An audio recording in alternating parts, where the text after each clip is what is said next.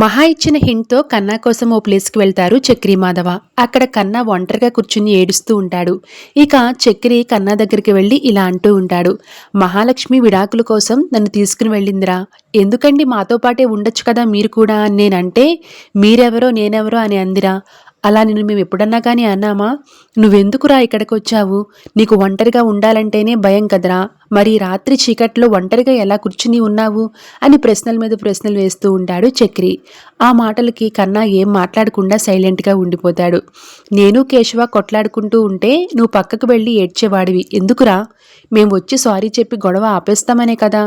పెద్దన్నయ్య పెళ్లి చేసుకుంటుంటే ఓకే, కానీ వేరు కాపురం అంటే వద్దు అని అల్లాడిపోయావు. మనల్ని వదిలిపెట్టి ఉండలేరని ఆ సంబంధం కూడా క్యాన్సిల్ చేసుకున్నాడు పెద్ది అని చక్రి ఇలా చెప్పుకుంటూ వెళ్తాడు. ఇక చక్రి మాటలకి కన్నా మరింత ఎమోషనల్ అవుతూ ఉంటాడు. అసలు ఇప్పుడు ఏమైందని ఇలా వచ్చేశావు? ఓ నిజం ఇన్నాళ్లకు తెలిసింది అంతేనా? దీనికే ఇంట్లో నుంచి బయటికి వస్తావా? అమ్మ వేరే అయితే ఏంట్రా, నాన్న ఒక్కరే కదా, మనమంతా అన్నదమ్ములే కదా. అయినా మనం ఏమైనా సాంప్రదాయబద్ధంగా పెరిగామా? బండరాయి వచ్చి పడ్డా లేచి నిలబడేలా పెరిగాం. అమ్మని చంపి జైలుకి వెళ్ళిన నాన్న ఎక్కడైనా ఉంటాడా? మన కుటుంబంలో ఉన్నాడు. నీకేదైనా బాధ ఉంటే చెప్పరా, నేను బయటకు తీసుకుని వెళ్తాను అంటూ కన్నాని ఓదార్చే ప్రయత్నం చేస్తాడు చక్రి.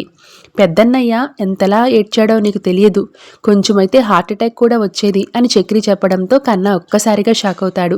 పెద్దన్నయ్య ఎక్కడ ఉన్నాడు అని కన్నా అడుగుతాడు. ఇక్కడే ఉన్నాడు అని చూపిస్తాడు చక్రి. దాంతో మాధవ దగ్గరకు పరిగెత్తుకుంటా వెళ్ళి హత్తుకుని గుక్కుపట్టి ఏడ్చేస్తూ ఉంటాడు కన్నా. నువ్వు దొరికావు, మాకది చాలు. ఎందుకురా ఇలా చేశావు?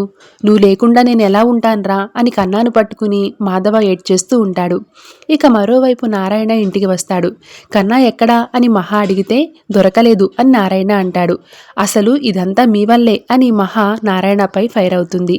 ఇంతలో చక్రి మహాకి ఫోన్ చేసి కన్నా దొరికాడు అని చెప్పడంతో హ్యాపీగా ఫీల్ అవుతుంది. Thanks for watching.